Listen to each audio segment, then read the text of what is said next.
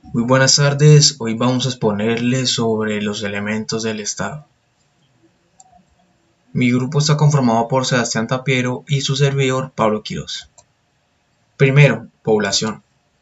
La población es aquel conjunto de habitantes conformado por seres naturalmente sociables, siendo aquel elemento determinante a la hora de la construcción de una sociedad.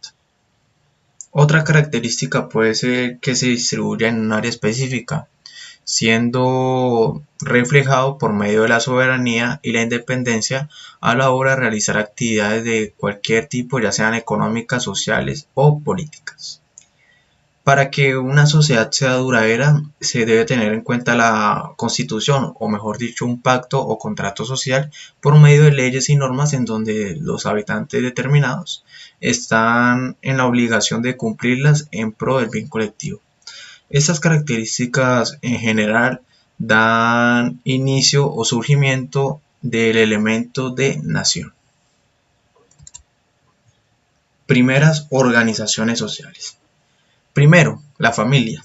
La familia es aquel grupo de ascendientes y descendientes, la cual ha sido base fundamental durante tiempos inmemorables en la construcción de imperios bastante poderosos que han quedado marcados en la historia universal.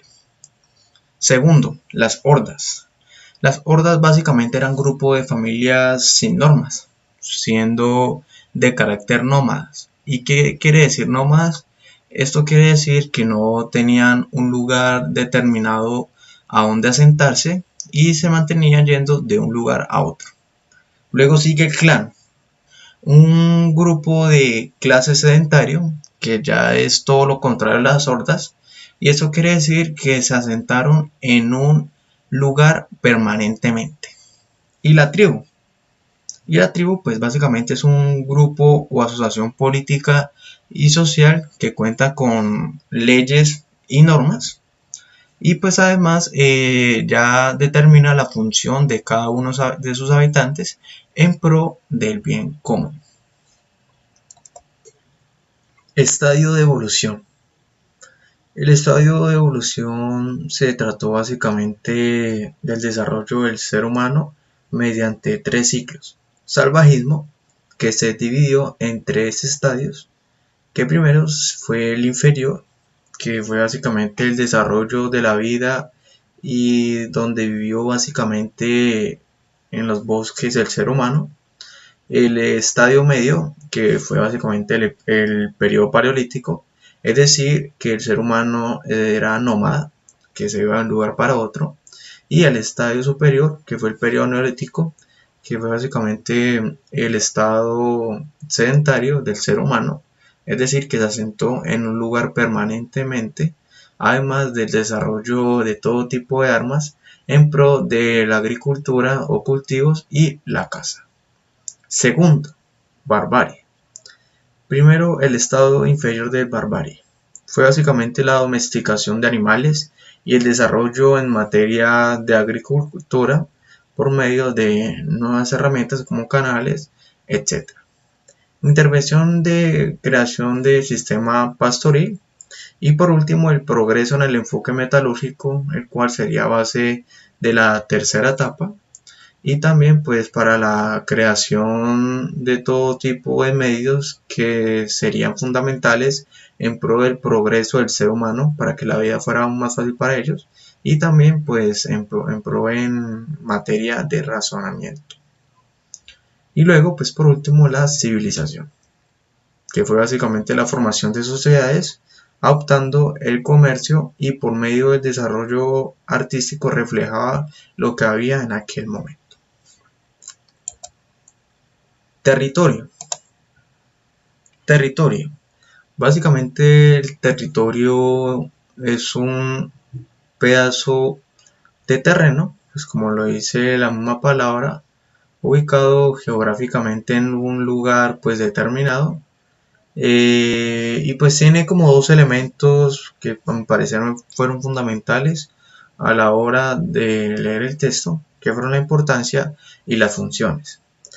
No importa, digamos, que la expansión del terreno, ya que obviamente el terreno determina la autoridad o el límite en el cual pueda llegar el Estado, y pues las funciones, que básicamente determina la soberanía y el accionar de toda clase de acciones de los diferentes sectores en un Estado.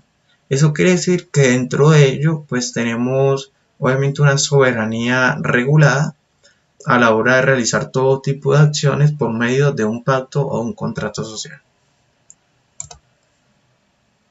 Poder público. El poder público es en sí la base de una sociedad por medio de la institucionalización del poder, que se encarga de diferentes enfoques o diferentes accionarios que se presentan en la sociedad diariamente, además de la legitimidad de poder, que es básicamente que el pueblo deba aceptar la influencia que se le ha otorgado al líder en pro de una buena convivencia tanto desde el gobernante y los gobernados. Además de que el poder público tenga la capacidad de resolver todo tipo de hechos por medio de herramientas o medios de influencia como la misma institucionalización. Por último, la teoría del funcionamiento del poder.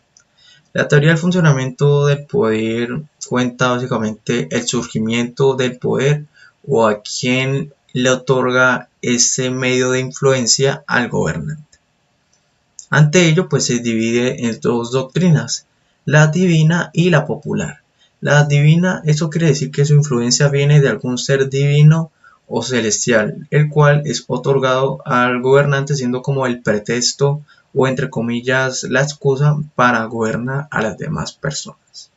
Luego, doctrina popular. Su influencia viene del pueblo, es decir, pues que el poder llega a ser legítimo o aceptado por medio de los gobernados, siendo aquello, digamos que fundamental en pro de una buena convivencia en la sociedad. Esta sería la webgrafía y muchas gracias.